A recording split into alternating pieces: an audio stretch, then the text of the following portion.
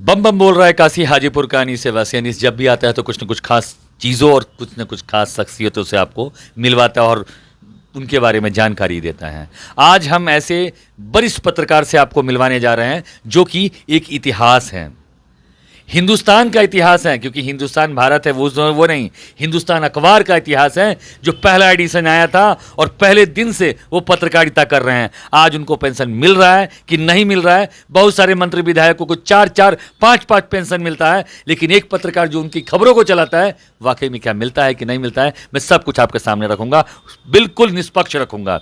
Sir सबसे पहले तो आपका स्वागत है। बहुत बहुत धन्यवाद।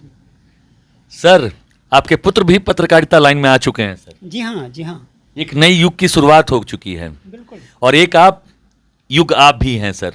सर कब आप पत्रकारिता क्षेत्र में आए थे सर? देखिए, जब बड़े अखबार बिहार में आए 1986 में, जी तब से मैं हिंदुस्तान से जुड़ा हुआ हूँ।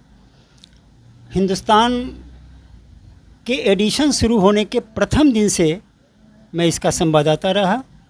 बाद में छपरा, सिवान और गोपालगंज जिलों का प्रभारी रहा एक साथ, और तब मैं छपरा एडिशन निकाला था और 2003 में फिर मैं हाजीपुर आया और यहाँ पर वैशाली संस्करण निकाला और 1986 से मेरी पत्रकारिता शुरू होती है। सर एक चीज़ बताइए, उस वक्त जो पत्रकारिता करते थे क्या चिट्ठी के माध्यम से पत्र भेजते थे पटना, या फिर खुद जाते थे? उस समय तो फैक्स का भी युग नहीं था। जी 1986 से 2000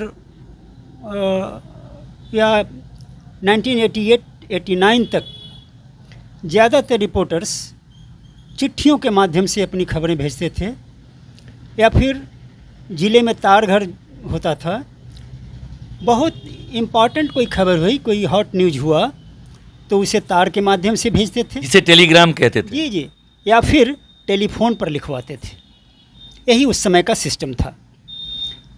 95 के बाद किसी किसी दुकानदार ने फैक्स रखा तो लोगों ने फैक्स से भेजना शुरू किया, और 2000 के आसपास से आपका ये क्या कहते हैं कि कंप्यूटर के माध्यम से, नेट के माध्यम से खबरें जाने लगी। मैं सर एक चीज़ पे प्रकाश डालूंगा, उस वक्त फैक्स करने में भी सर पैसा बहुत लगता था सर। हाँ, और सर आपके तनख्वाह बहुत कम हुआ करता था सर, तो इसमें सामंजस्य कैसे बैठा पाते थे? नहीं, बड़ी कठिनाई थी, बहुत कठिनाई थी। सामंजस्य बैठाने का तो कोई सवाल ही नहीं उठता था। आपको मिलता ही कितना था, लेकिन जो मिलता था फिर खबरों पर ही खर्च हो जाया करता था। यही सर तो कलम के दारोगा आप लोग कैसे कहलाने लगे सर? और ये बताइए सर कि सर आपने बहुत सारे मंत्रियों के बारे में लिखा होगा और सब लोग यहाँ जानते होंगे, यहाँ के जितने भी विधायक बने होंगे या फिर जितने एमपी बने होंगे, पटना में, हाजीपुर में या फिर सोनपुर में लगभग तमाम विधायकों को और मंत्रियों को आप जानते होंगे, पर्सनली आपको पहचानते भी होंगे। सर क्या उनको तनिक भी लज्जा नहीं है कि आपके जैसे बुजुर्ग लोगों को भी कम से कम पेंशन चालू कर दें पत्रकारों को? नहीं, ये बात सही है, आपने बहुत ठीक ही कहा कि उस समय के कई विधायक और कई सांसद आज भी केंद्र सरकार में हैं, बिहार सरकार के मंत्री भी हैं, लेकिन एक मुफस्सिल पत्रकार को उसका अधिकार मिल सके, या जितने वेजवोट बने, पालेकर, बछावत, फिर बाद में आए तो मनीषाना वगैरह, लेकिन उनकी कोई भी अनुशंसा जिलों पर लागू नहीं हुई। सर ये दर्द है रहा पत्रकार। सर एक चीज़ मैं और पूछूंगा सर, एक विधायक को जितनी बार विधायक बनता है उतनी बार पेंशन, एक एमपी को जितनी बार एमपी बनता है उतनी बार पेंशन। सर आप रामविलास पासवान को लगभग 6 बार सांसद बना चुके हैं, अब पासवान जी के पुत्र बन चुके हैं, यहाँ राजीव प्रताप रूढ़ी लगातार बनते आ रहे हैं, क्या यहाँ पे कोई इसके अलावा कोई चेहरा नहीं है सर? क्या देखा जाए, राजनीति रूढ़ हो गई है, एक खास चेहरे पर टिक गई है राजनीति, और उसका एकमात्र कारण है जातीयता। फिर जो समाज में जो क्षेत्रीय राजनीति उभरी, उसके साथ साथ जातीयता भी आई, और जातीयता के कारण वैसे लोग भी हमारे विधायक या सांसद चुने जाते रहे जो इसके योग्य नहीं थे।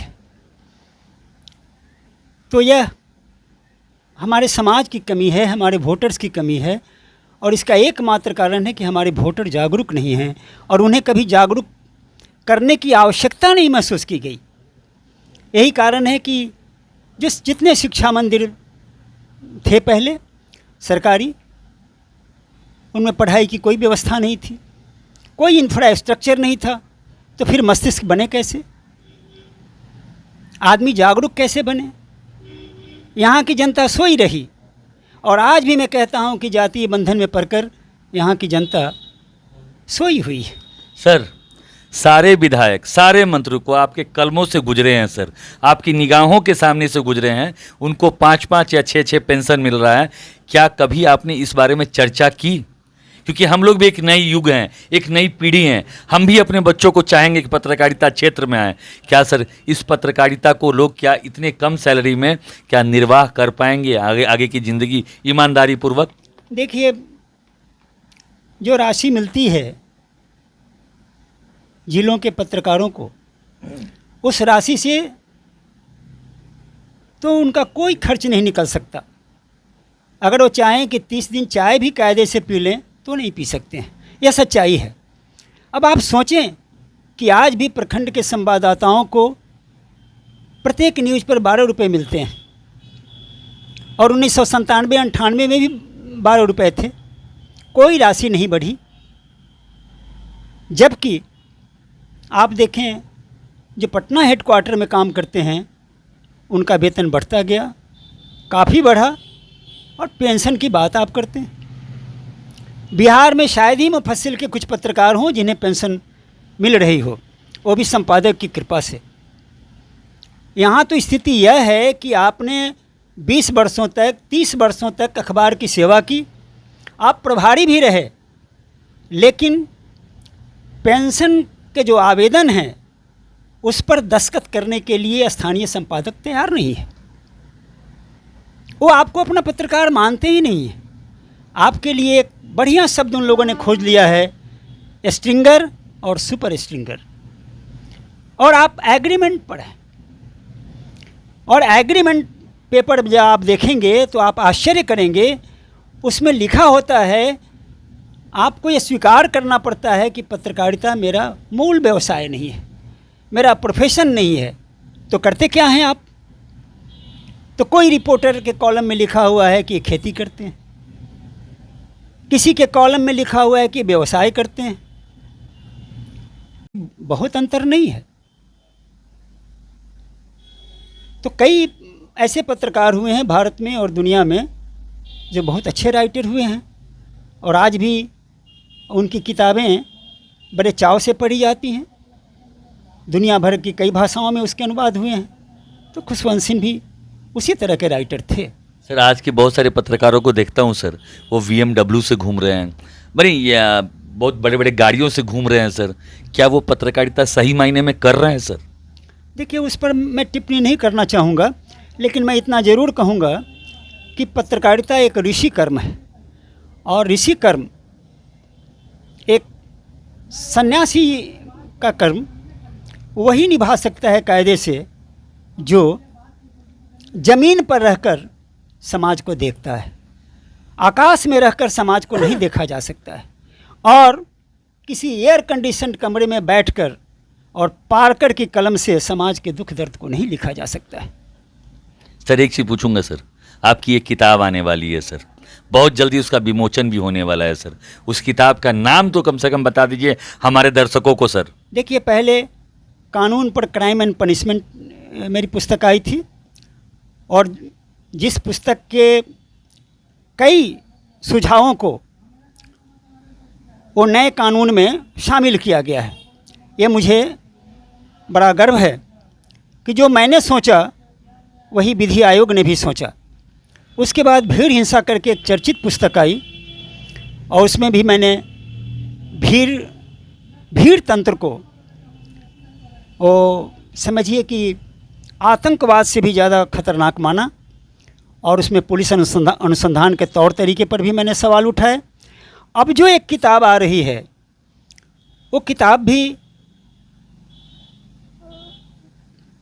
प्राचीन समय के न्याय से जुड़ी हुई है और उस किताब का नाम है महानारी कैकेयी और बनवासी राम। क्योंकि कोई राजकुमार या राजकुमार रावण का वध नहीं कर सकते थे, रावण का वध कोई बनवासी राम ही कर सकता था और यही हुआ। चलिए सर, बहुत अच्छी बातचीत हुई सर।